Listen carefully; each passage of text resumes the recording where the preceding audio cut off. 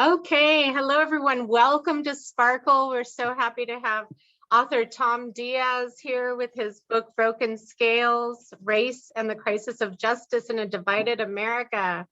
I know it's going to be a very interesting discussion. Tom's got rave reviews from a variety of folks, so I'm eager to hear about his book. Before we get started, I wanted to tell you about some other events that Silver Spring Town Center has coming up. Tonight we have one of our artist talks. It is creating art as sacred space in the studio with artist Suzanne Firstenberg. Suzanne is the artist who put the over 700,000 little white flags on the National Mall recently in honor of all the COVID deaths in America. So we'll be speaking with her tonight at 7:30, and I will put a link to the registration in the chat. And then something you've all been waiting for. I know many of you know and love Ramberto Rodriguez, the former Silver Spring Regional Center Director, who recently retired but has not stopped. He is now teaching a course at University of Maryland with the same name as the program he's doing for us tomorrow night at 7. Havana's Art and Culture, the intersection of architecture, planning, preservation, and economics, with University of Maryland affiliate instructor Ramberto Rodriguez. So I know you'll want to join us for that. We are also bringing back comedy. Hello. Please silence yourself if you have a phone ringing or a dog barking or something. We have comedy, a comedy trio coming back starting on Wednesday, December 15th. Most Love Comics comedy show hosted by Stacy Axler at 8 o'clock. And then the final event of the year, I'm hosting another round of travel logs that some of you attend. And this one is focusing on exploring holy sites around the globe. So all of our events are made possible with generous support from Montgomery County United Therapeutics, the Arts and Humanities of Montgomery County, Maryland State Arts, and many others. And now let's get started with the program. I'll turn it back over to Doug Gaddis at Silver Spring Village. Hi, everyone. Welcome. I'm Doug Gaddis, and I'm the Executive Director at Silver Spring Village. Our organization harnesses the power of local volunteerism to support older adults who wish to continue living in their homes and neighborhoods of choice and to be engaged in their communities throughout life. We do that over the last year by providing exactly 3,033 volunteer services that range from transportation to medical appointments, social events, errands, some in-home services, friendly visits, phone calls, really just about anything that a person might think to ask. And in addition to those services, we produced 645 social, educational, recreational, and cultural events, including this series of monthly events that we share with Silver Spring Town Center, Inc. So we're very happy to have you here. And we are especially happy to have for our presenter one of our very own members, Tom Diaz, who has had a career as a scholar and an author. And rather than introduce him, I'm just going to ask him to introduce himself. So Tom, over to you. Okay, I'm going to get to the introduction after I tell you a little bit about the night when Tex MacGyver shot his wife, Diane. This was just scarcely weeks before Donald Trump, who was a man the MacGyvers enthusiastically supported, would be elected president of the United States. Let's give you some idea of the time frame. It was late in the evening on Sunday, September 25th, 2016. Tex, who was 73 years old, and his wife, Diane, were driving back to their luxury condominium in a place called the Villa at Buckhead Heights. It's an 18-story luxury high-rise building in the elite Buckhead neighborhood of North Atlanta, which also shares the distinction North Atlanta does of being Scarlett O'Hara's last home during the Civil War. The weather that Sunday was really about as southern as it gets. The temperature peaked at 92 degrees. By evening, the humidity was 76%.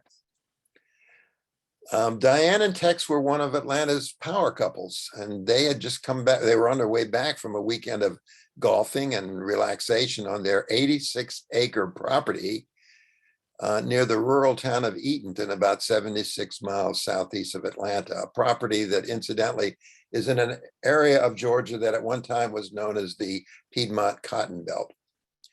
Now, other people might have called this 86-acre property a farm or a gated estate, but Tex liked to display his origins in the Lone Star State, and he called it his ranch. In any case, when the MacGyvers rolled out of the ranch that evening, a friend of theirs named Danny Joe Carter, who was one of Diane's best friends, was at the wheel of their 2013 King Ranch SUV. Diane was in the front passenger seat. Tex was seated behind in a bucket seat, and he fell asleep. It was probably the combination of playing golf and a little wine for dinner. So Danny Joe and Diane were just talking quietly. They were really good friends. They had the banter of two longtime close friends. When they got to Atlanta, there's a notorious choke point called the Connector, and traffic slowed down to a maddening crawl at the Connector. So Diane told Danny Joe, just go off, we'll go back through the neighborhoods. Well, shortly after they left the freeway, Tex, sitting in the back seat, woke up and he looked around and he said, "This is a bad idea, girls. This is a bad area." So Tex asked the women to hand him his gun. It was a .38 caliber Smith & Wesson model 638 pocket revolver. It's about as big as that. So Diane gave him the gun. Tex seemed to fall asleep with a loaded gun in his hand. Well, about 15 minutes after they left the freeway, and while they were stopped at a traffic light, Danny Joe heard a loud bang, and she thought that two cars had collided next to them. But when she looked around, she didn't see any evidence of that, but she did smell the acrid scent of gunpowder. And she turned around. She thought Tex had accidentally discharged the gun, that nobody was hurt, but Diane was going to read him the riot act. But after a few shocked seconds, Diane turned around and said, "Tex, you shot me."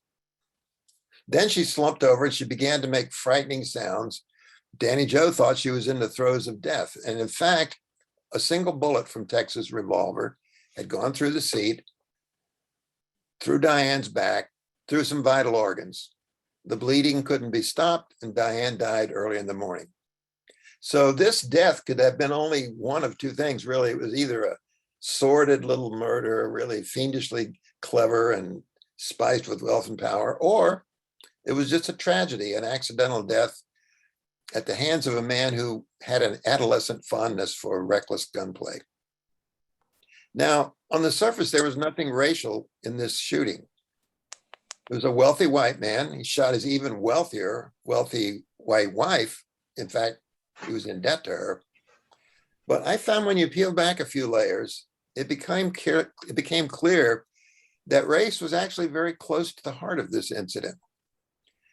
And what I found particularly interesting about this episode was the excuse that Tex's team, meaning his lawyer and his PR guy, floated right after the shooting to explain why in the world Tex had his gun in hand during that trip. What they suggested was that Tex feared that these travelers, these three people, might somehow come across an improbable midnight Black Lives Matter demonstration, or in what to me is a telling equation of perceived threats, a carjacking. Well, that excuse was like an old-fashioned press camera flashbulb. Turn off my video. The flash froze Tex in the MacGyver's world in a tableau. It was rich with context and it invited exploration. Yeah, I just Xed it off because it was difficult. It posed several threshold questions that informed the substance of the book. Why is there a Black Lives Matter movement in the first place?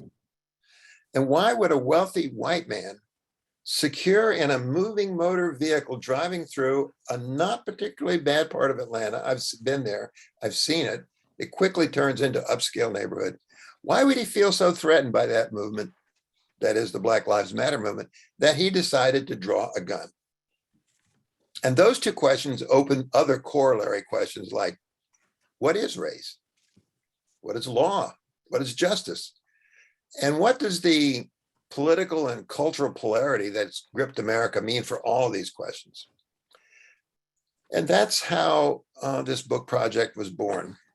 The story of Texas' subsequent journey through the stations of the law, his indictment, his trial, and his ultimate conviction for premeditated murder, that serves sort of as the narrative spine of this book. And then along the arc of that story, I explore and discuss various points of law, race, and polarity, and tell some other anecdotal stories and, serve up data. So I want to point out one thing, that Broken Scales is not a true crime book. The story of Tex and Diane is really just a framework for the story, the substance of the book, and a stepping off point. It's also not an academic text. I'm not a historian. I'm not a sociologist. I'm not a professor of law. It's probably what might best be described as a journalistic work of narrative nonfiction, of which I've written several others. However, I must also say that my sense of the terrain to be explored was aided by several facts. I am a lawyer. I plead guilty to that. I have in the past actually represented a number of indigent criminal defendants in the District of Columbia. I've been a working journalist, reporter, and editor. I spent several years in the 1970s in the District of Columbia Police Reserve. So I've been out in the streets as a cop. And I served for 5 years as a staff lawyer on the House Crime Subcommittee at the time the 1994 crime bill was passed, which many consider today to be infamous. A lot of divided opinion about that. But I have to say, even with all this, this was new factual and intellectual territory for me. I found that what I thought I knew about race and slavery and their effects on the law was merely a thimbleful of what's out there to learn. So my research, which there's a bibliography at the end of the book, led me to several conclusions. Now, this is not a summary of the book, but I think it's the three of the most important conclusions that I arrived at when I wrote the book and researched the book. And these are the three that I want to talk about. So the first is what I call the lens of racial perception. The lens of racial perception was ground during two separate eras. One, the antebellum plantation slavery, and the second, Jim Crow. And I believe it affects virtually every aspect of the justice system in America today. The dominant, which is to say the white culture, views Black Americans through that lens. And it's often subconscious. They're not even aware it's there, but it is. So that's one.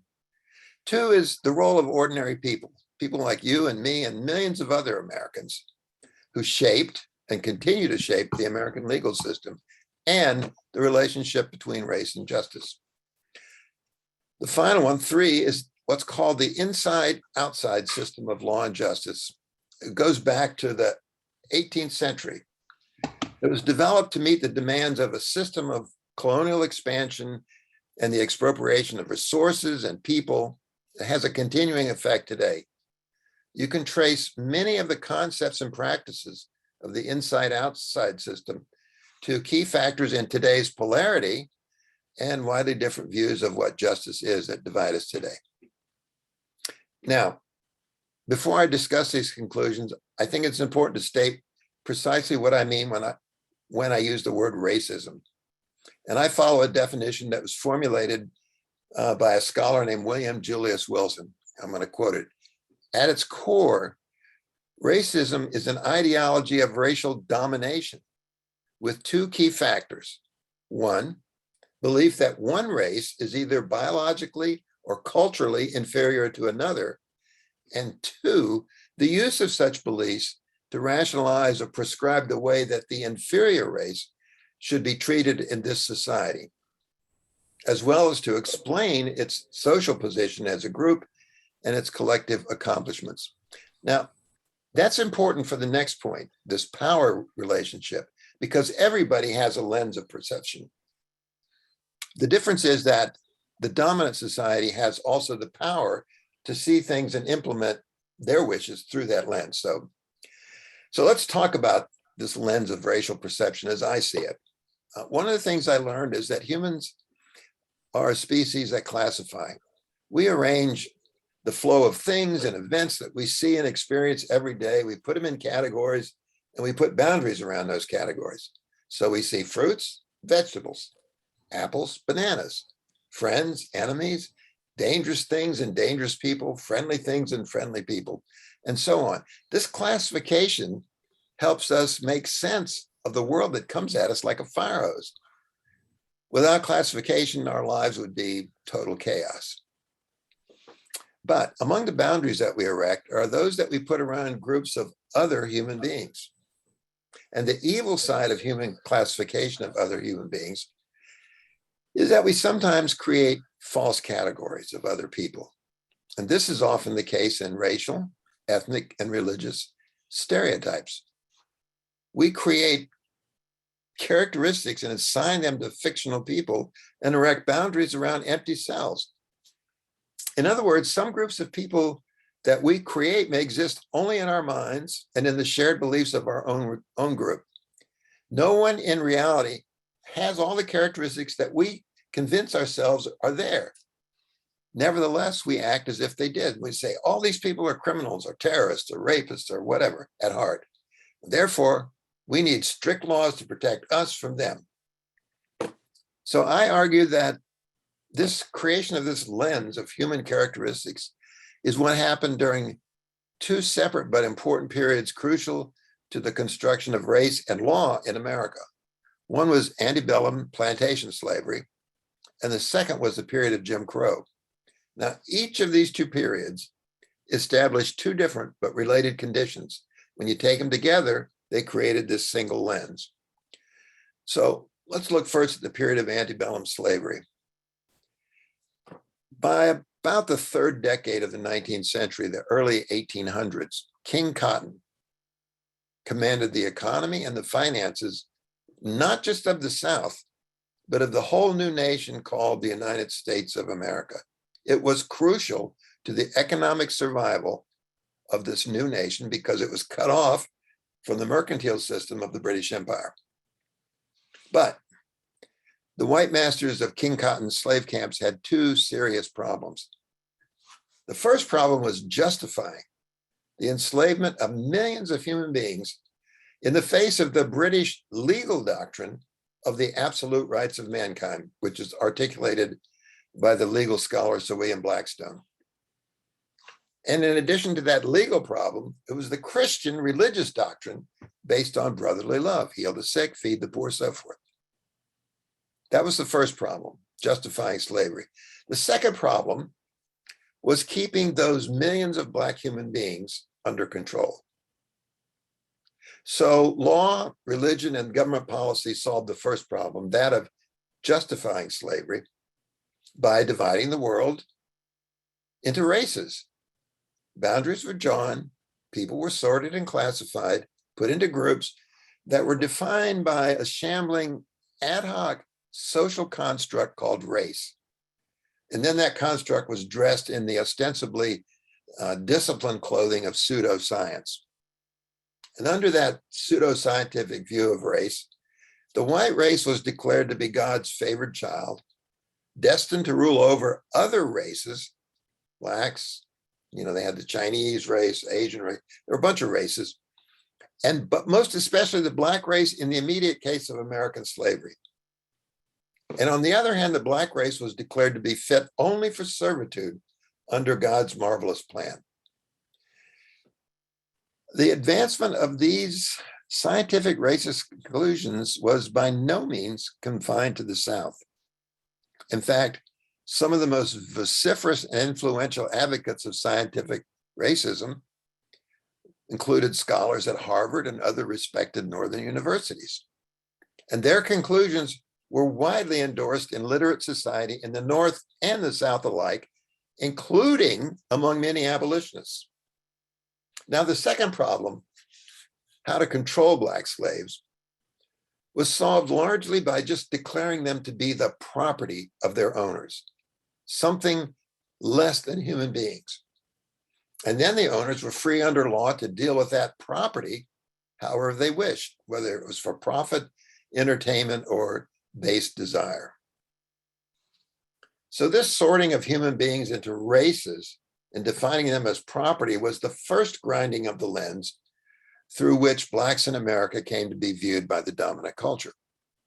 Now, there was a second period, the Jim Crow period, which ran from a few years after the end of the Civil War, after the collapse of Reconstruction, and until well into the 20th century. The dominant, which is to say the white culture, took this race and fleshed out the supposed physical, moral, and intellectual characteristics of the individual human beings who had been consigned to that race. So you had a race, then you had the people in it. Now you want to define what those people are like.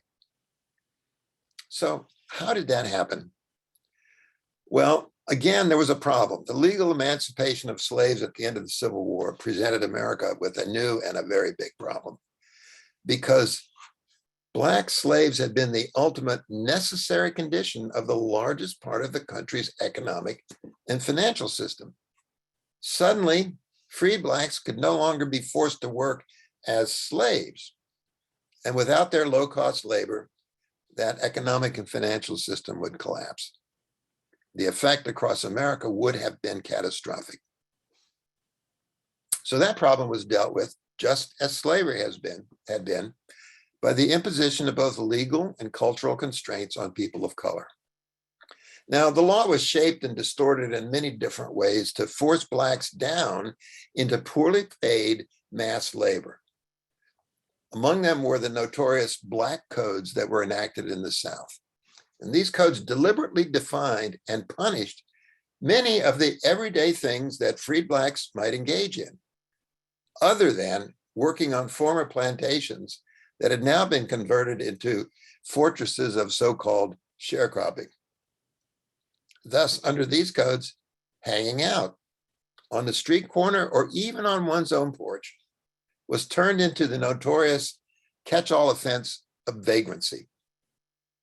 Now, vagrancy and other deliberately crafted minor offenses really served as a pretext, as a net to scoop up free Blacks, convict them of crimes, and force them to work off their penalties in a servitude that differed really little from slavery, except in name. And it should also be pointed out that these laws restricting and punishing free Blacks were not an invention of the South. They had been developed and refined by people in the North for the decades preceding emancipation, because those people wanted to deal with freed Blacks in this separate race. Now, once you've herded these people into people of color, mostly Blacks, but others, into notionally inferior races in the Antebellum era, the Jim Crow era launched a new attack on every individual member of the Black race to justify this process of keeping them in their place. And this was a hurricane of distorted and stereotypical depiction of Blacks in virtually every possible means of representation available in a developing modern society.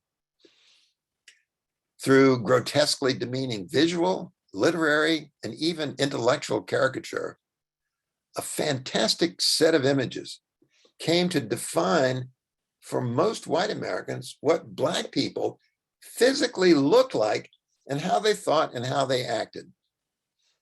From postcards to motion pictures, commercial advertising, books, newspapers, magazines, garden art, even church talent nights, Blacks were represented in a cruel and comic portrayal, sometimes called Sambo art. They were portrayed as physically hideous or ludicrous and culturally backward or dangerous.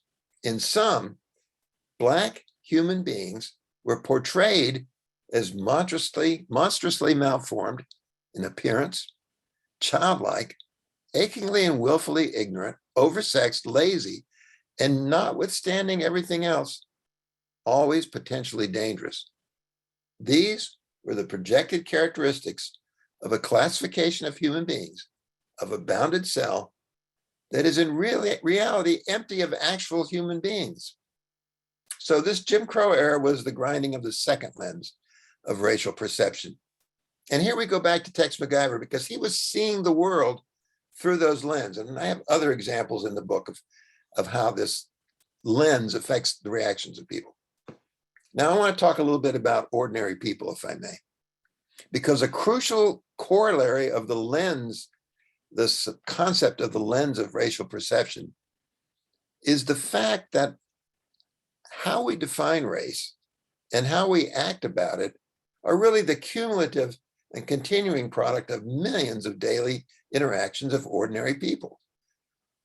That's contrary to how some people think. In 1998, the historian Ira Berlin made this rather depressing observation about the relationship between academic understanding and the actions of ordinary people with specific respect to race. By the time he wrote, the so-called science of racism had been disproved, and it was generally accepted in academia that race was a social construct. But here's what Ira Berlin wrote in 1998. Quote, while the belief that race is socially constructed has gained a privileged place in contemporary scholarly debates, it has won few practical battles. Few people believe it, fewer act on it. The new understanding of race has changed behavior, little, if at all. That's the end of the quote. So on the impact of ordinary people, another legal scholar, Ariella Gross, wrote, quote, she wrote a book about the making of race in America. Ordinary people confronted the state in local courts and administrative hearings, and those confrontations shaped the law. Race did not just happen, and law was not imposed on us. We made race through legal institutions, and we continue to make it every day. We can also unmake it. Now, that's the end of that quote. I could give you some other quotes, but I'd like to give you one more from a leading text on criminal procedures, when it said, the formal commands of the law emanate from social conditions, affect them, and are in turn affected by them. This is the part I love. These interactions are much less governed by the intentions or aspirations of any court, legislature, or chief executive, or for that matter, by the explicit terms of the formal commands themselves, that is the law, than by the realities of human affairs. Now digest this. This is a leading text on criminal procedures saying the way people carry themselves in human affairs affects the law more than the laws themselves, the president, you name it. And then one more legal scholar, Lawrence Friedman, said that law systems don't come from outer space. He said behind it and above it, around it, are society. So I think I've made the point. So I want to talk about the way now that some ordinary people, and often acting with unsupervised discretion, can affect the law and justice today. So individual police officers decide who to stop, who to question, who to arrest, and in extreme cases, who to shoot. Individual prosecutors decide who to charge with what offenses, if at all. Individual judges control the conduct of trials and decide the meaning and application of specific crimes and legal rules. And the list goes on to include, and there's some examples, but individual citizens who can and often do decide that they're going to intervene in what they perceive to be criminal conduct of one sort or another. But remember what Ariella Gross observed, that ordinary people can also unmake law, and not just through legislation or the court system. And I want to take one example that I explored and wrote about in the book, and that is the creation of one of the most, if not the most significant movements directed specifically at the law in the 21st century, the Black Lives Matter movement. And whatever else you think of the Black Lives Matter movement, and like so many other things today, Americans are polarized about this movement. It was born out of the actions of ordinary people, just plain people on both sides of the law and the problems of law that the Black Lives Matter movement addresses. Now, Trayvon Martin was one of those ordinary people. And it was a rainy evening on Sunday, February 26, when Trayvon Martin, he was a Black 17-year-old high school junior, walked from his father's home in a gated community near Sanford, Florida, to go to a 7-Eleven where he bought some Skittles and I think a juice. He was on his way back to his home when another ordinary person named George Zimmerman saw him walking through the rain. Zimmerman was a white man. He was armed that night.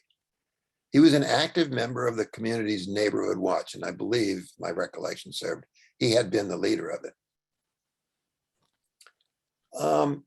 And it's worth digressing here to say that the police are the main means of criminal law enforcement in the United States, but they are not the only means. There's a whole spectrum of private actors in the gray areas of criminal enforcement. And I, again, tell some stories of this in the book.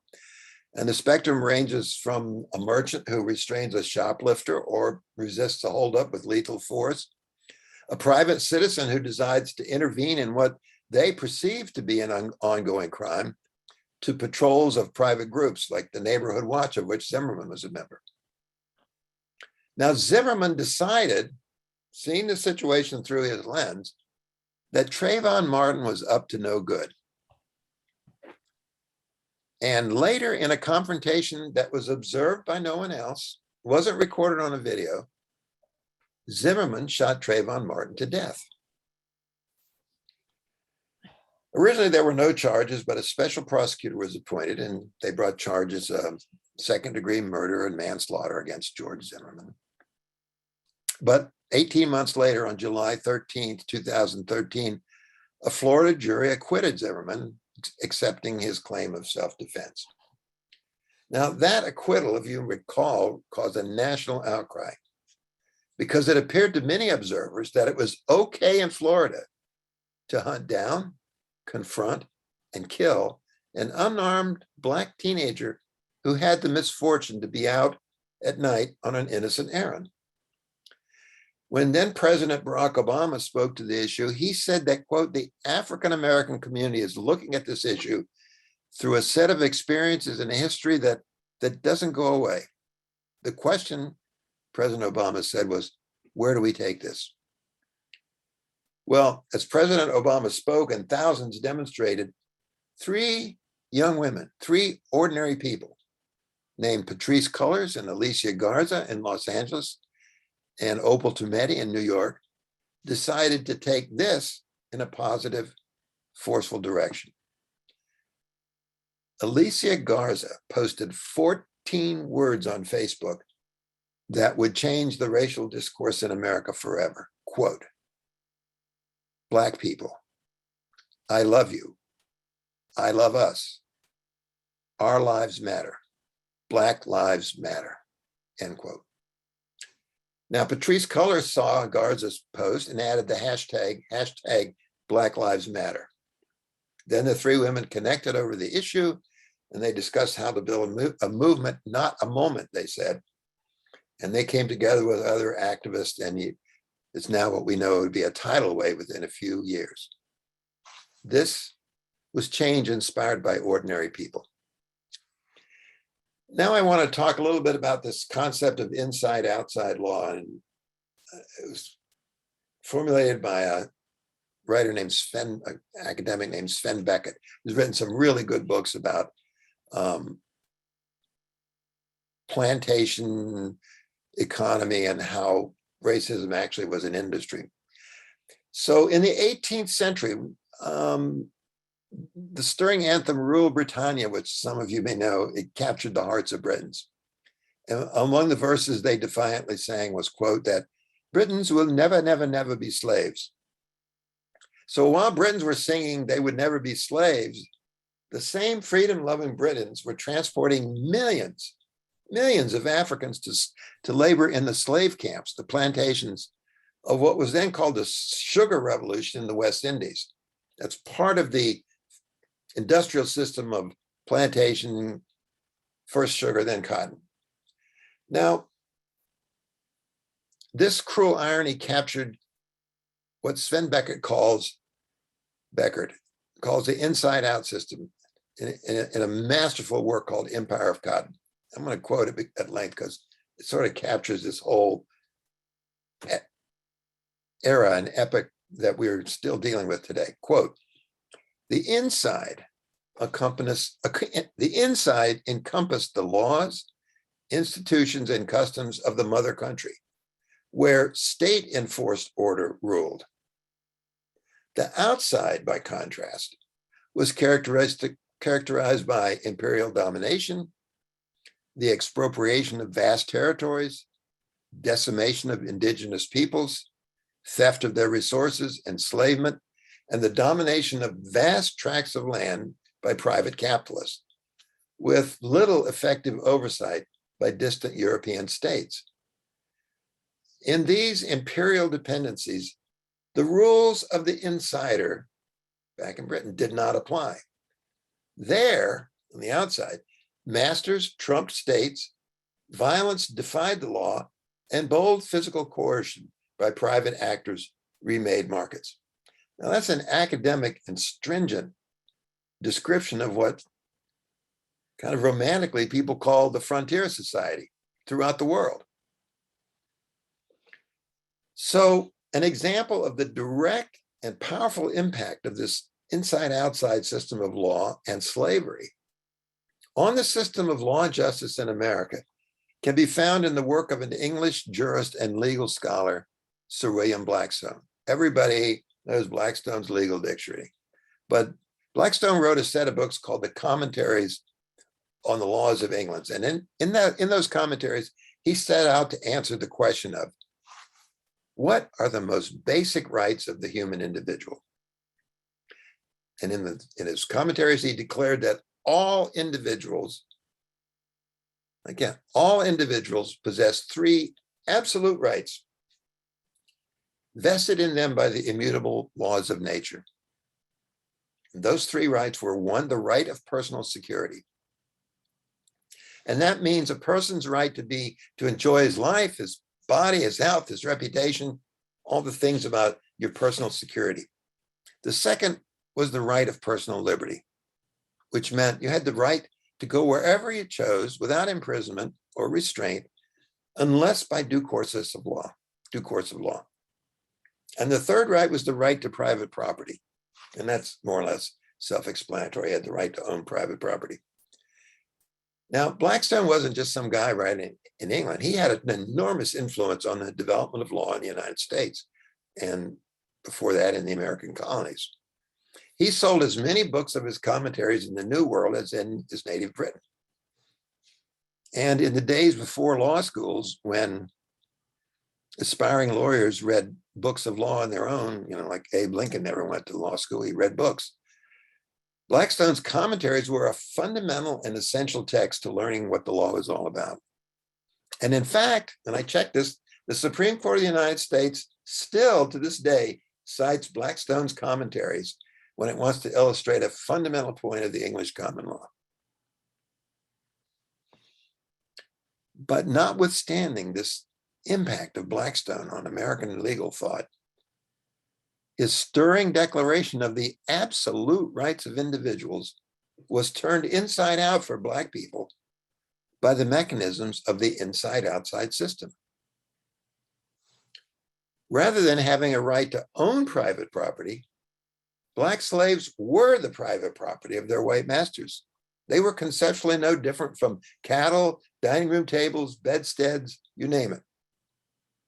And the right of personal security, quote, the enjoyment of his life, his limbs, his body, his health, and his reputation, and the right of personal liberty, quote, removing one's person to whatsoever place one's inclination may direct without imprisonment or restraint, were simply erased.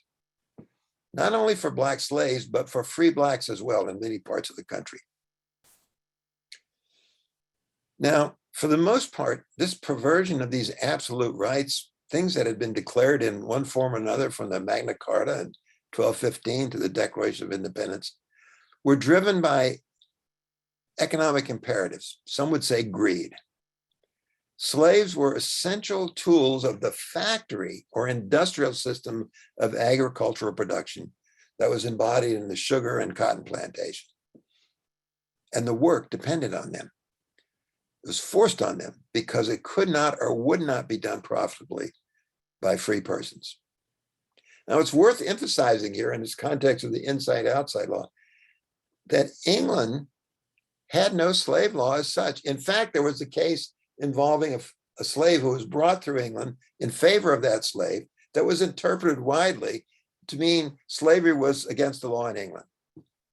Now people say, oh yeah, but what about indentured servitude? Well, it's true that human beings might work under onerous terms and conditions, but they were never the property of another human being, bound for life and subject by law to capricious violence.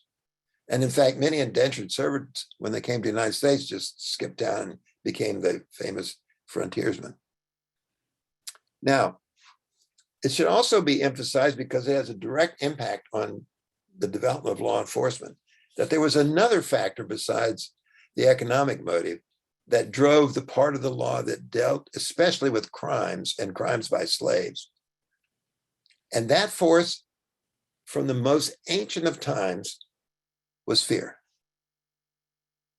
Fear of slaves dictated the definition of crimes, the structure of law and order enforcement institutions, the disciplinary powers of individual masters, and the role and nature of state-sanctioned punishments. The criminal justice system for slaves has always been ultimately based on brutal and cynically instructive force, inspired by the blood-cold, stomach-churning, tingling fear of the slave by the master. And as one learned Roman philosopher put the matter, quote, "You have as many enemies as you have slaves," unquote. Now, not every slave in history has been branded, kicked, punched, hung in excruciating pain from their thumbs or elbows, made to stand for hours under a blazing sun or a freezing winter's cold, repeatedly raped, beat with sticks or leather lashes, stabbed, mutilated, castrated, had their breasts cut off, been beaten to death, shot to death, starved to death, or worked to death, all of which I've documented. They didn't have to be.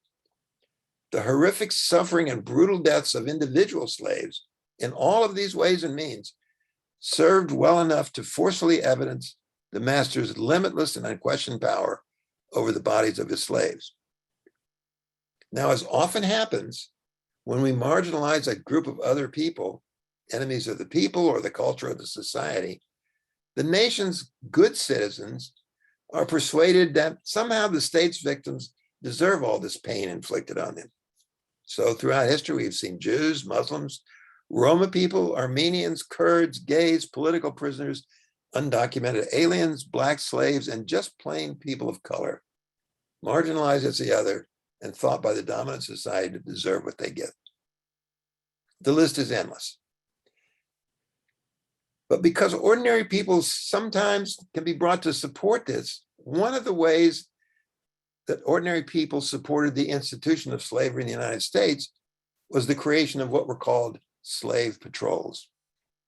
Now, the structure of slave patrols differed from community to community and state to state. Sometimes they were very strictly supervised, sometimes they were more or less vigilantes.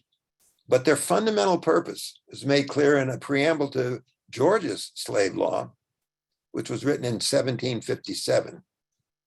Quote, "Patrols should be established under proper regulations in the settled parts thereof for the better keeping of Negroes and other slaves in order and prevention of any cabals, insurrections, or other irregularities amongst them," end quote.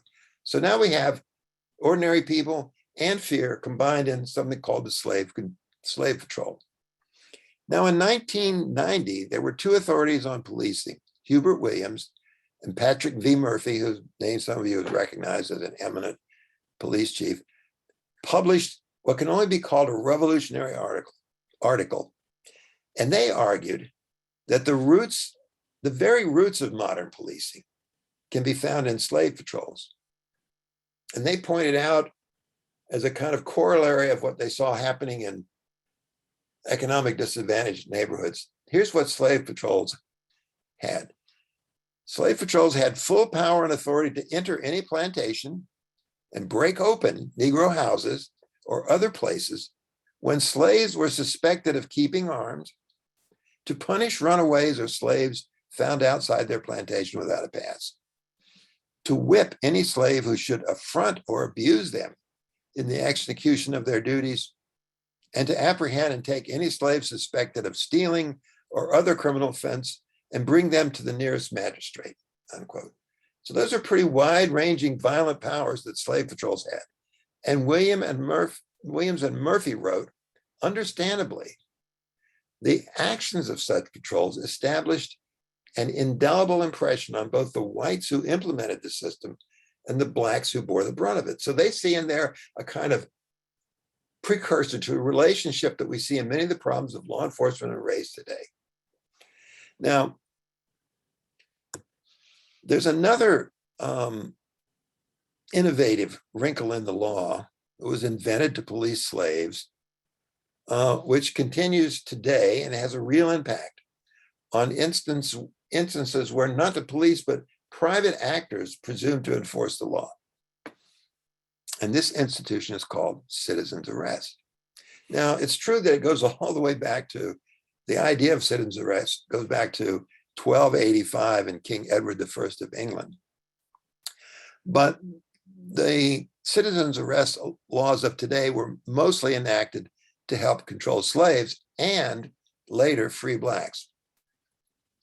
Again, Georgia's arrest law.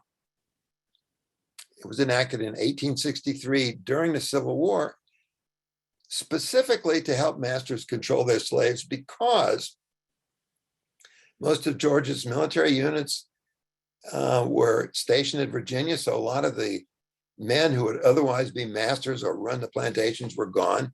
The Union Army was getting ready to invade the state from Tennessee. And quite naturally, slaves were fleeing Georgia's plantations. So the citizen's arrest law empowered white Georgians to keep enslaved population under control. So I want to give an example, a recent example that was in the news within weeks. And that was the murder of jogger Ahmad Aubry in Georgia on February 23rd, 2020. Now, I discussed this case at length in the final chapter of Broken Scales. At the time I wrote it, which was over a year ago, finished the writing, I had no idea how the case was going to come out. Some of you know that the three white men who committed this murder, which many compared justifiably, in my view, to a lynching, were found guilty of murder by a white jury several weeks ago in Georgia. And this case is really interesting at many levels. It's not just that particular instance. So what many, myself and others, have concluded is that from these and other aspects of law and law enforcement in the United States, is that this inside-out system combined with the lens has resulted in the denial of due process and equal justice under the law, our ideals, for many Black Americans and other people of color and people of minority ethnicities. But not everyone agrees. We are polarized. Now, I went to a great deal of length to talk about polarity in a book preceding this, Tragedy in Aurora, because publishers wanted to know, why can't we do anything about gun laws? So I explored the sort of academic works and analysis of why the society is so polarized. In this book, I just assumed that we are, but I brought into the picture the effect of Trumpism. But for whatever the reason, you can explore that on your own. There are today in the United States many Americans who embrace what's called the lost cause theory of the American Civil War. And this theory, by the way, is enshrined in the American novel Gone with the Wind.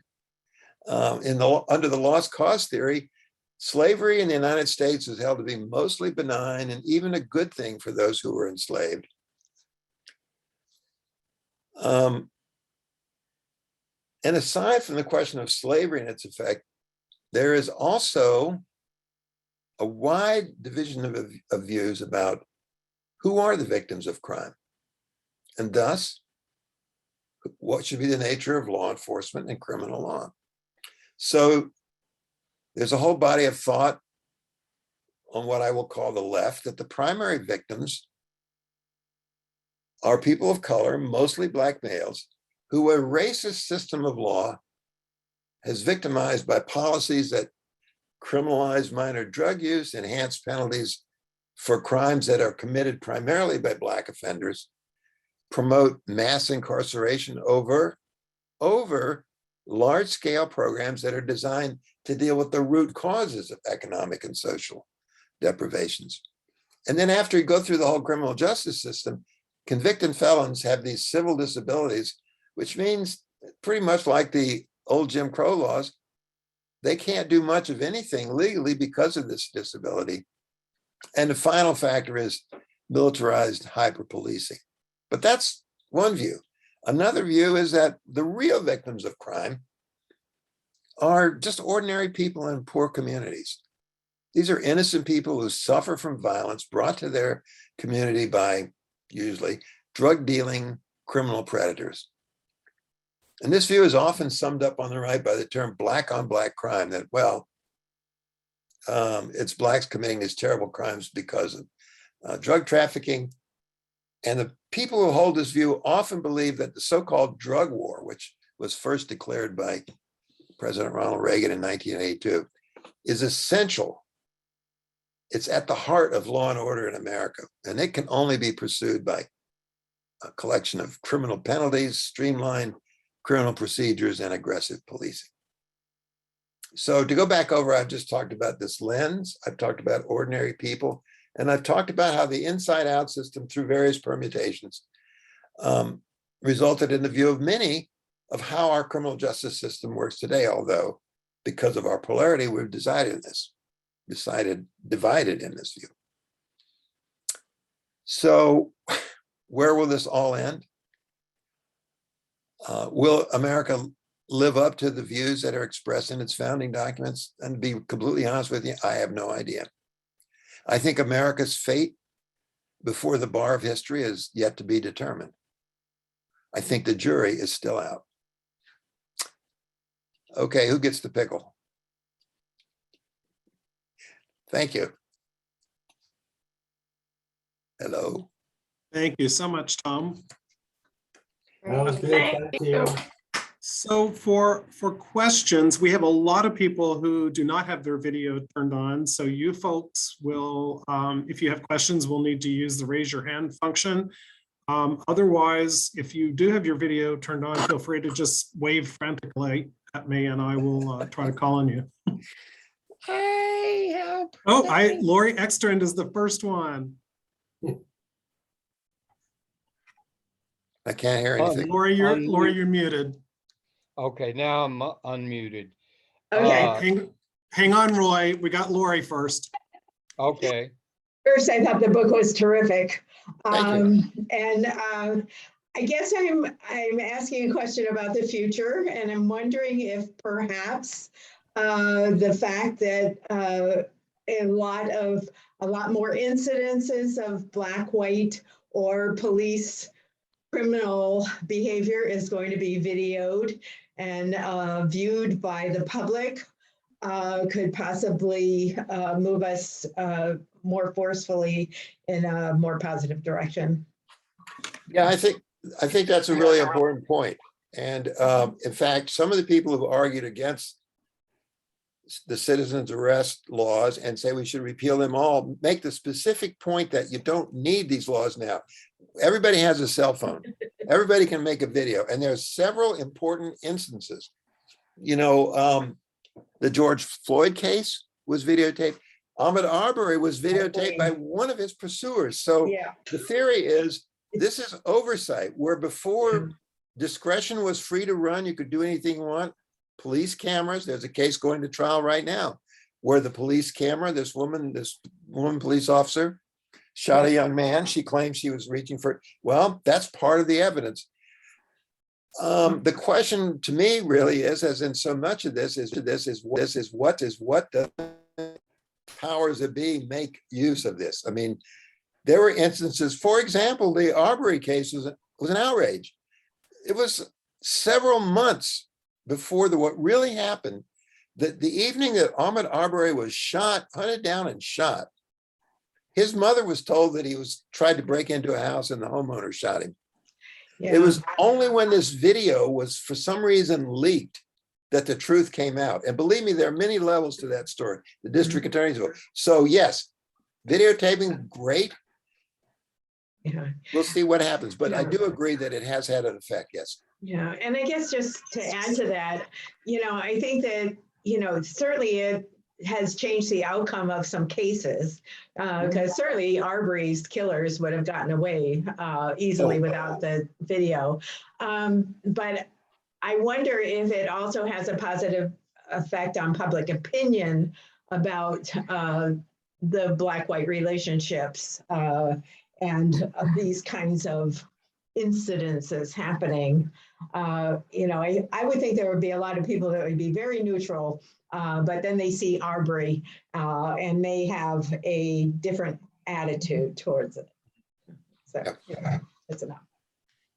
So I see we have several people whose hands are up. So we'll just set a little quick pecking order here. First is Roy, then Joel, and then Cecilia. So Roy, take it away. Okay. I have been greatly influenced in my life by the example that my father taught me when I was 6 years old. Of course, growing up in Laredo, that was 90% Latin American, I grew up as a minority and I didn't know any different. The first week of school in September 1943, I heard the N word. I had never heard it at home and I didn't know what it was. So when I got home, I asked my father, "What is this word?" And he immediately set my twin brother and I down on the sofa and said, "You will never use that word in our home again. It is prejudice, and prejudice is as evil as murder, and we will not have it in our home." So I grew up like that in an environment that it was simply not acceptable. Of course, when I got to Atlanta after I graduated from college, I couldn't believe what I was seeing. It was a world that I didn't know anything about. And I had a number of experiences, but I was with a national retail chain. My father had been in the furniture business, so I grew up in the furniture business and I knew a lot about it. This retail chain sent me to Birmingham, Alabama to open up furniture departments in their stores in Birmingham. Well, of course, I was just even more shocked. This was 1963 when that church was bombed and the little girls were killed. I still get choked up about that.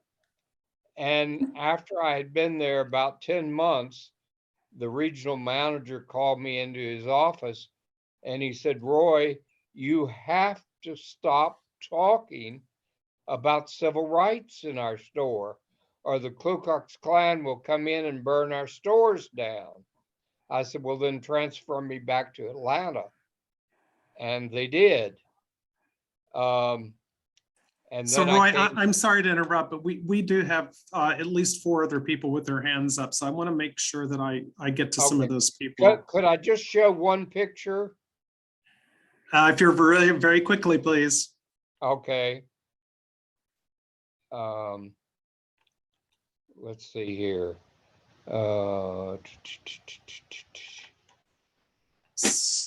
So while you're looking for that, let's move to Joel's question. Yeah. Hi. Am I on? Hello. I think, And we're good, Joel. Your turn. Okay. I want to say how much I appreciate what Tom has presented to us, particularly since he put it in both legal and historical context up to the present. The one thing that I would appreciate if Tom would elucidate us is the great long march of history across many societies and why he considers the United States in its previous and current forms to be an exception from the history of slavery and the history of caste. We've seen books about caste lately, from India through Greek times, across many parts of the world. Caste is the main way in which people are, as you put it, classified. And many of the disabilities you've described are associated with caste differences. And have those not been transmuted into so-called racial differences by modern pseudoscientific ideas? Could you go back in history a bit to Roman law, if you, as you're a lawyer, and other legal systems from the Bible to the Arab system, the Muslim system, China, to tell us whether we are truly an exception or this is just another phase in the evolution of caste and the breakdown of caste in the world? yeah, well, number one, I don't never say, and I hope I don't give the impression in the book that the United States is singular in the question of slavery, because as you point out, it goes back to the earliest civilizations we know had systems of slavery and slave law. Now, just in response to your point, most of the authorities that I read describe the relationship of slavery to a society in two different ways, just slavery. One is called a society with slaves, and that means the society condoned slavery, but slavery was not essential to that society's economics or its function. So you might have slaves who were hard workers or technicians or whatever, but they can all disappear in the society that's society with slaves. But a slave society, which is the United States became one, and certain parts of British North America were, and South America, that's a society in which slavery is essential to the functioning of the economics, the financial system, the production systems of that society. So that's one thing that distinguishes the United States, not alone. Brazil had a huge slave society. British West Indies had a slave society. So yeah, the one thing that does distinguish British North America and principally the United States, however, is this. In all of the history of slavery, going back to the earliest times, race was not a factor. Societies had slaves and they just happened to be, they were often conquered people. In fact, the word slave itself comes from the word Slav. There was a huge traffic in white Slavs from Eastern Europe to North Africa, to Egypt, to wherever in the Ottoman Empire, the Mohammedan Empire. And so that it really, race was not a function. It was only in the British North American legal system, primarily the United States, that being Black defined one's condition and being white defined the other condition. And incidentally, one of the things about Ariella Gross's book that's fascinating, some of the most contentious litigation in the United States through the emancipation was people suing to prove you're Black or I'm white for various reasons. The same old thing that drives, you know, I want your property. So now suddenly you're black and you should be. Just incredible litigation, and the standards of proof were, let's see your feet.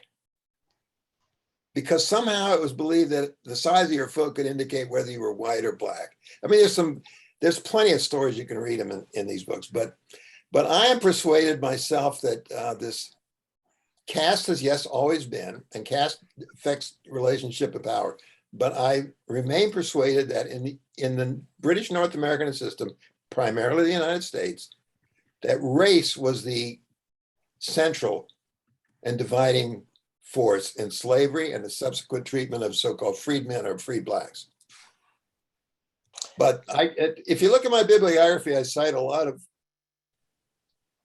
sources that are useful reading about the general history of slavery, the specific history of slavery. And one of my, I think, the points I learned most about is just the whole factory system of the plantations, sugar and cotton. I just have one comment and I'll drop it. Rome was such a society also. It was built on slavery. Rome.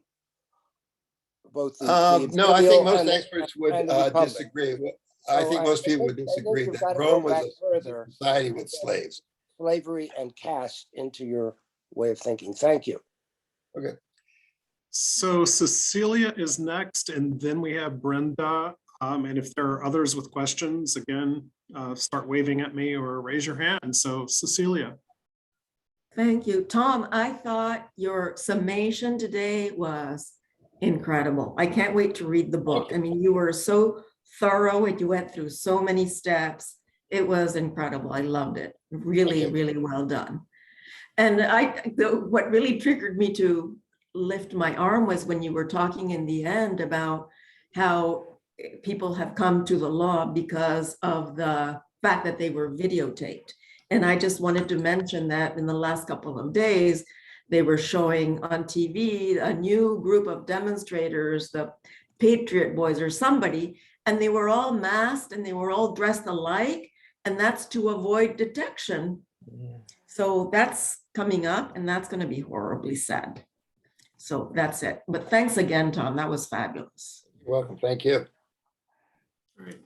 All right. Brenda. Hi, Tom. I enjoyed your talk and look forward to reading your book. My question is in regards to answers, more so than anything else. When I think about the continuation of the issues that we have that plague this country in particular, I think of political corruptness, economic inequality, and citizen ignorance as being the top three. Could you let me know what you consider to be some of the top three issues that it is that we should focus on as citizens and advocates to help combat this? I belong to colorofchange.org. I belong to NAACP, Sierra Club, and a host of other organizations. I advocate and write poetry and do protest poetry. But I just wanted to know from your standpoint, because you've done extensive research, is there something else on a on a grander scale that individual citizens can do and organize as far as trying to make some changes that are systemic and successful? They're sustainable. Yeah. Okay, I have two answers to that, and I think there are more. But the first thing I would say is Stacey Abrams. Now, why did I say Stacey Abrams? It's the same thing that I tell people. I've written books about gun violence in America. Washington is basically broke, and that goes back to this whole question of polarity. You know, it's performance theater in Washington now. It's who can be the most outrageous with the stupidest, ill-informed ideas because it's financially successful, it's politically successful. Where if there's going to be change, and I believe there can be, it's got to be out in the grassroots. I emphasize Grassroots, grassroots, grassroots. That's where you're going to have change. So that's one thing. And the reason I say Stacey Abrams, I think she's got a great model. I mean, she almost made it governor of Georgia, and I read what I know about because this book mostly covers Georgia. So that's one thing, whether it's Stacey Abrams or gun violence reduction or what have you. Grassroots, you can do it. It's been done before, it can be done now. That's one thing. The second thing is,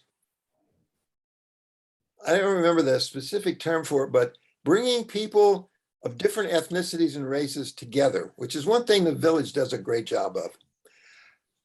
Why do I say that? Roy gave an early example of he never heard the N-word when he grew up. And then he went to places where it was, you probably couldn't even go through your day without hearing it multiple times. The people who most often feel, in my opinion, feel strongest about others are people who never met one. You know, some of the stuff I've looked at in the past has been anti-Semitism. You can go to places in America where they never saw a Jew, but they have this strong belief that, you know, there's these elders of Zion, there's this, there's that. People who never met a person of a different sexual orientation, gender orientations, have all these things in their head until they meet one. Now, I'll tell you my own story, because I grew up, my father was in the military. I grew up on military bases all over the United States. And I'm an older person. So yes, I grew up in the era of Jim Crow, blatant segregation. When we went to school buses from the Air Force Base in Mississippi, guess what? There were two systems of buses. We didn't think about it, but that was it. The first Black man that I ever met face to face was in 1958 when I enlisted in the Air Force, and he was in the bunk next to me. So everything that I thought I knew, here's a real human being, not some cell that somebody created. So again, so it's this inter-people, cultural connections. Get people together, and then they can see, well, you're a human being just like me. And grassroots, that's my answer. I mean, there are a lot of other things structurally I could talk about, which we all know. Look, some of these long-standing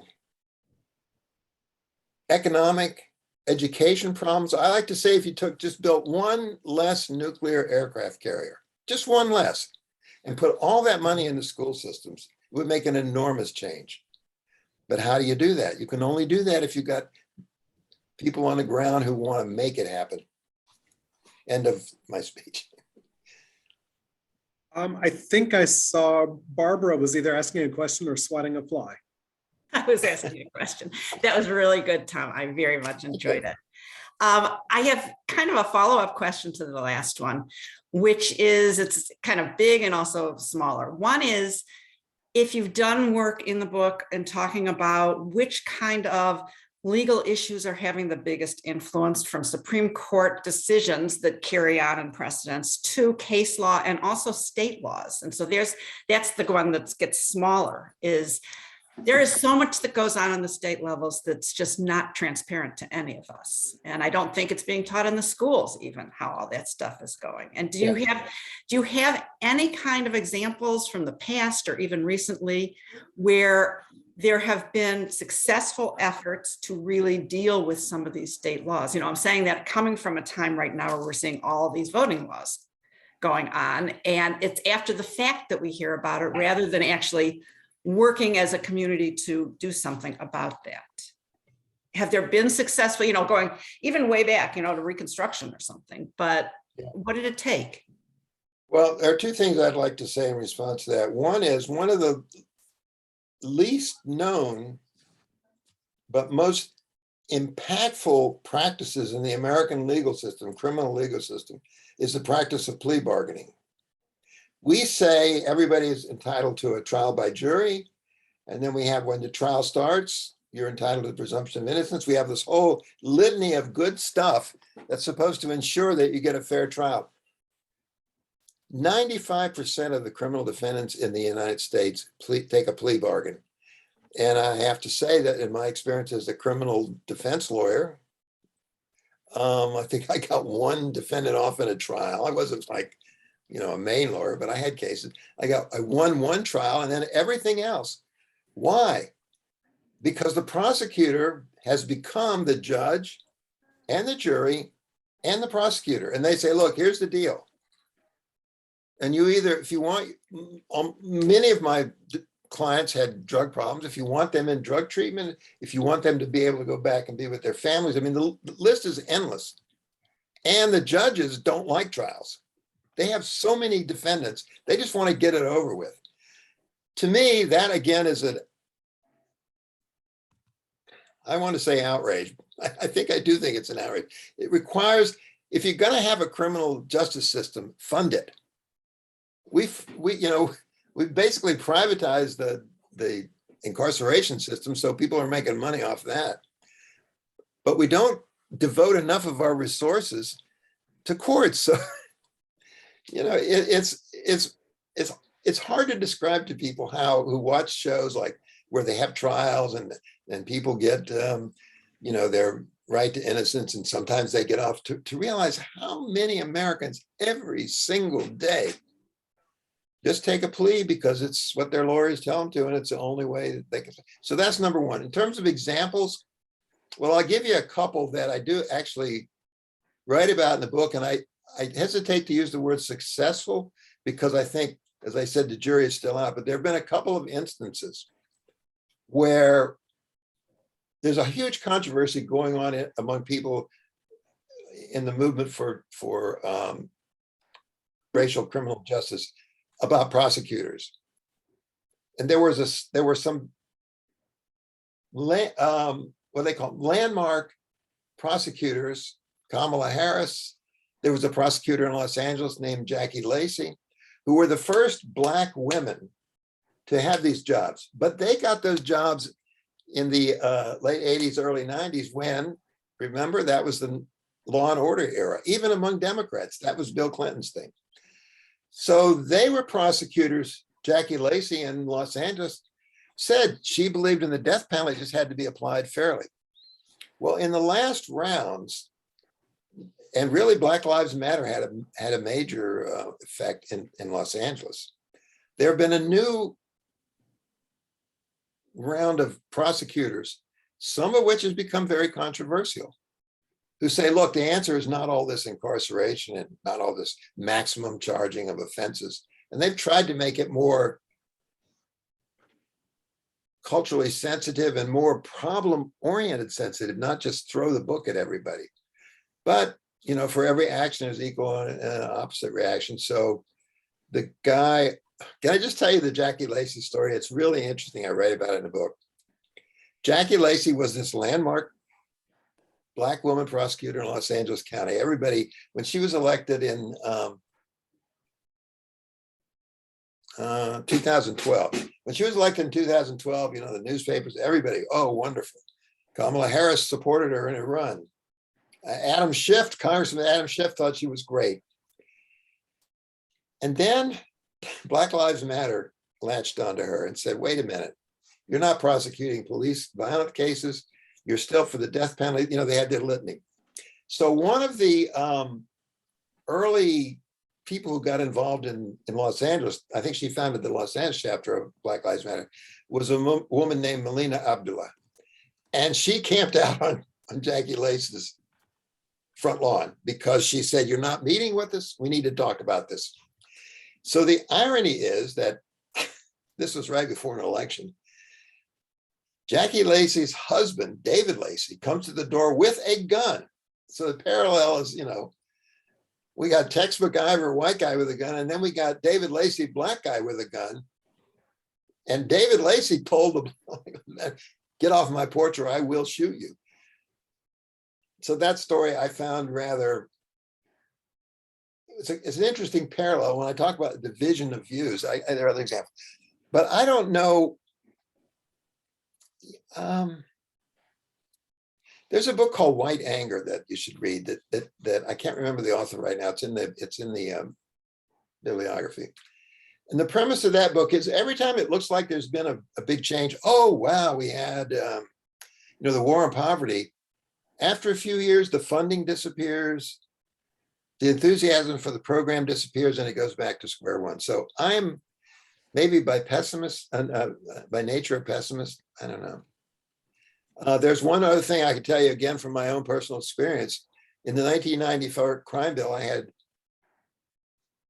3 responsibilities as a staff attorney on the House Crime Subcommittee. One was guns, because I was the only person doing anything about guns. Another was terrorism. And the third one, they said, these social programs that they want, you may have heard of midnight basketball, which is how it came to be characterized. Diaz, you handle that for the crime subcommittee. We were coordinating with other committees. And there was a lot of funding in those programs. I mean, there was an enormous amount of funding for social programs in the 1994 crime bill. Then the Republicans took the House, and guess what happened to that? Pulled the plug, nothing. Okay, I feel like I've just blawed on here. No, it's all the more reason why we have to even like go to the state about gerrymandering. All of those things are just all tied up. Everything. Yeah, I mean, look, it's a fractured country. It's difficult. I don't have the answers. I report, you decide. Who said that? Do we have any other hands anywhere? Oh, there's Adi jumping in at the last minute. Okay, thanks. Tom, thanks for a terrific presentation, very enlightening.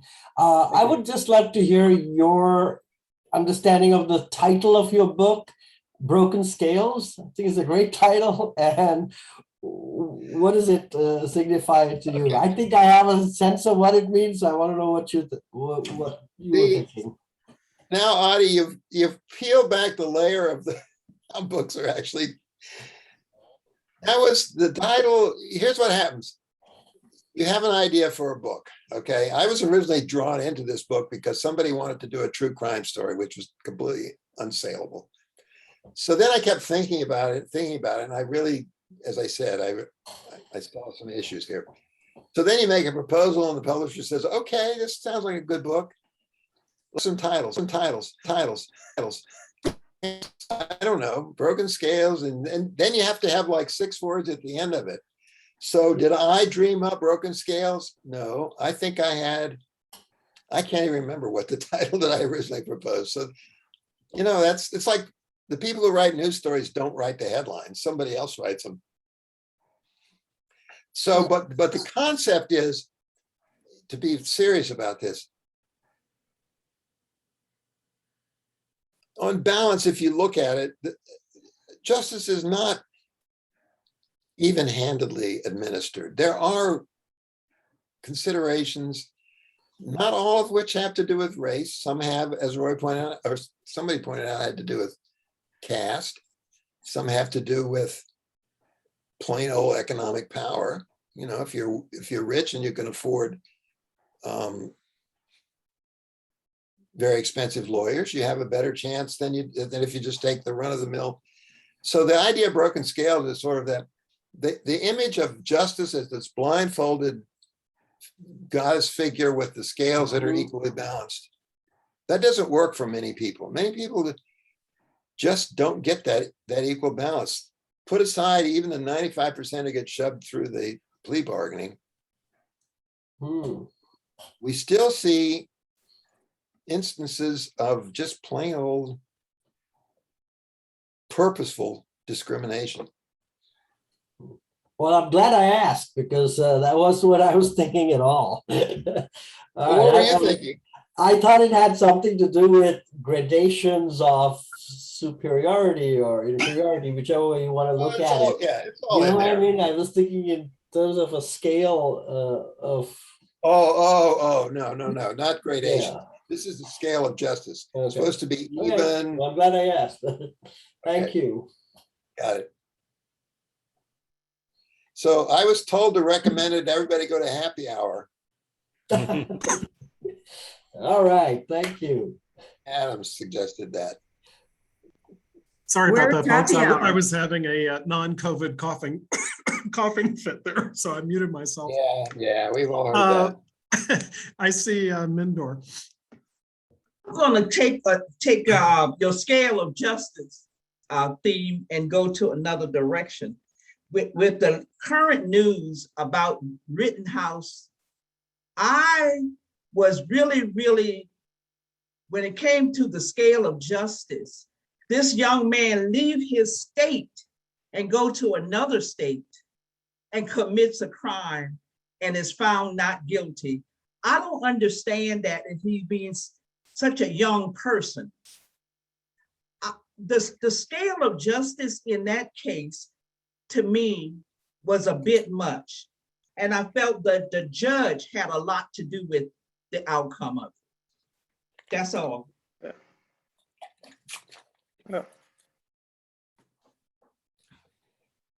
You want me to respond?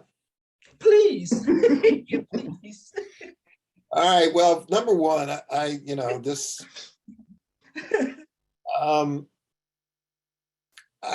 didn't follow that trial that closely. I don't believe people always say the judge. I had got some advice from a senior lawyer when I first entered practice, trial lawyer, and he said, Tom, if you weren't at the trial, you didn't hear all the evidence, keep your mouth shut. You don't know what happened. So that's number one. Okay. Number two, I will say, and you won't like to hear this, but from my own experience, when I heard the Rittenhouse case, I actually posted on a Facebook a statement that I would take this case as a self-defense case in a minute. And then Facebook, I found out later, deleted any favorable reference to Rittenhouse because they considered him to be a mass shooter, which by any definition he was not. Now, why do I say that? Because as a lawyer, I look at it as a strict elements. Forget why he went there. Forget the fact that he was armed. There were other armed people there. One of the elements of self-defense is you can't start a thing and then claim self-defense, okay? So even if you say he started it, if he started it, he couldn't claim self-defense unless there's a concept, which I believe is applicable in that state. If you withdraw from a conflict, then you're entitled to use self-defense. So the theory that apparently worked for these lawyers was A, he wasn't the only armed person there. B, he was trying to leave, so he was withdrawing from the conflict. And C, he was being pursued by at least one person who had a gun. Now, you can disagree with all that, but I'm just saying from the point of view of a criminal defense lawyer, this is a viable case. It didn't surprise me in the least that he won. Okay. But I don't think it had anything to do with the issues that I write about in this book. And I want to say one more thing. I told somebody that when I write a book, it's like an orphan. I forget about it for as long as I can. So I don't follow a lot of things after. Like I wrote a book about terrorism, and people say, well, what do you think about it? I said, I don't know. I don't follow it. But I was lucky enough to go to I'm just ruminating here because I love this story. I went to a thing at the National Press Club once when Norman Mailer, the great author, was giving a talk, and he was a crotchety old guy at that point in his life. And somebody said, he was talking about one of his latest books, and somebody said a question, did you read so-and-so's book? And he looked at him like, he said, no. Let me tell you what writing a book is like. Just imagine you're in your garage and you've taken your car completely apart. Every part is on the floor, and now you're starting to put it back together. That's writing a book. And then some guy drives by with a new Jaguar. You're going to go out and look at that? I just thought, yeah, that's a really funny story. Anyhow, Mindor, we'll talk about this more. Okay. So I don't see other hands, but I see Lisa Martin has a question in chat that she would like to know, Tom, what's your next project? Oh, thank you for asking. My next project. That was not a planted question. Oh, then I want my $50 back from the person. No, the book I'm writing now, which I've been researching for over 10 years, is going to be a book about my father's life from the point of view, I call it, the concept I have there is I call it chameleons on the cloak of empire. And it's people who, like my father, get into an empire, and it goes back through history, wherever it is, and they pretend to be one of the dominant citizenry. In this case, my father pretended to be a legal immigrant and naturalized and all this stuff, but he wasn't.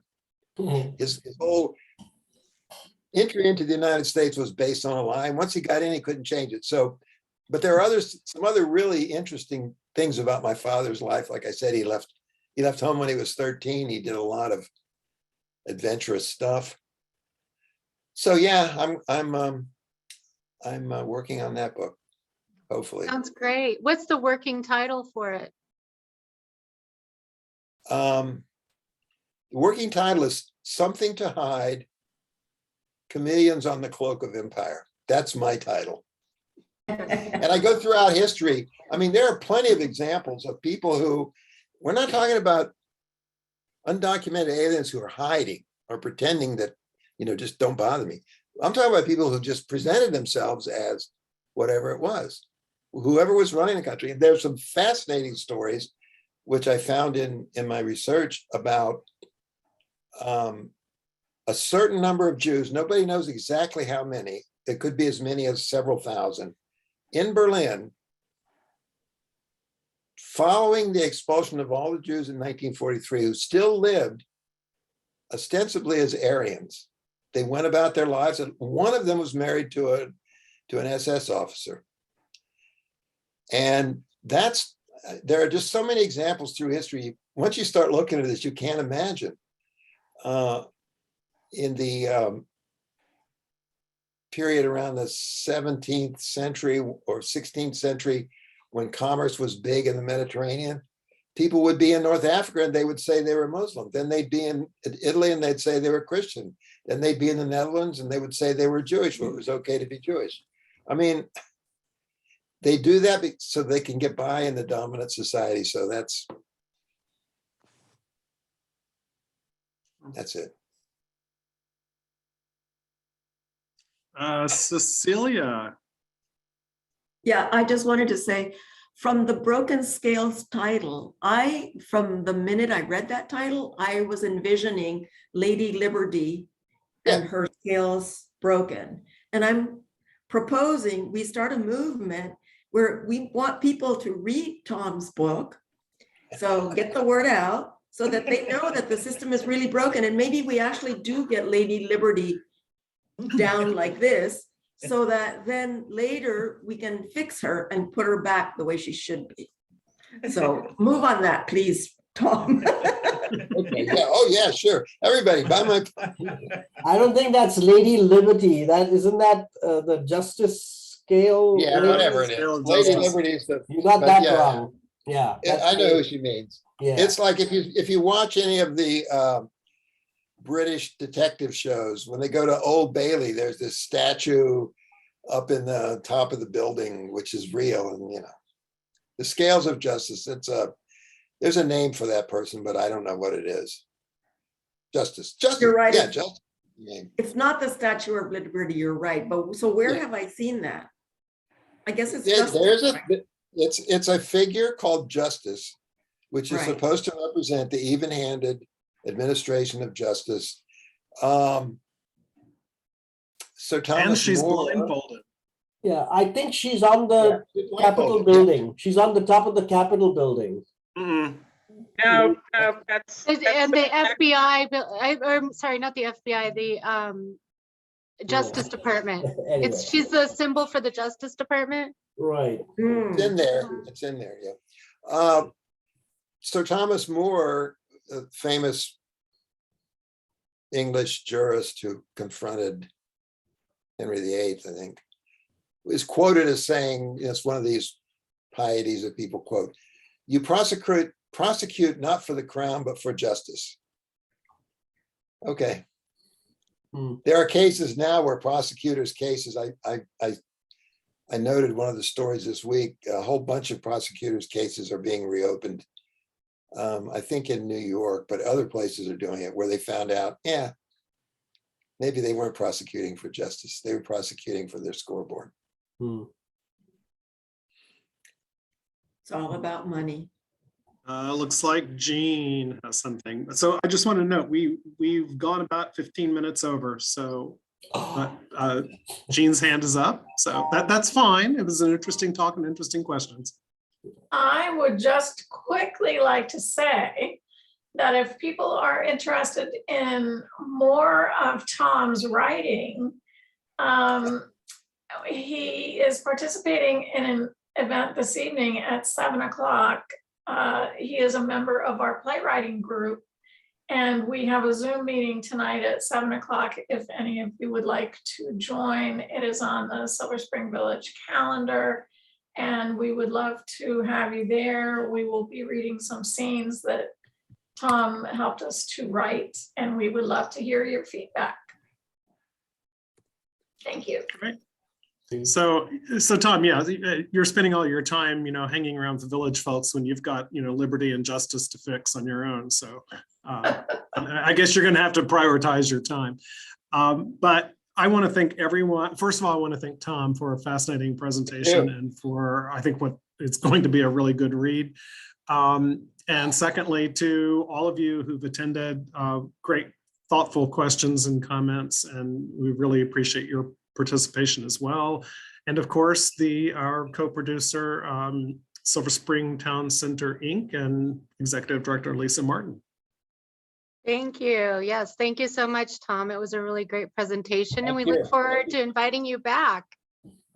Okay, thank you for the opportunity. I enjoyed it very much, and I really appreciate. Nobody gets the yodeling pickle, I'm sorry to say. Thank you so much, Tom. Thank you. Great. It was great. Okay.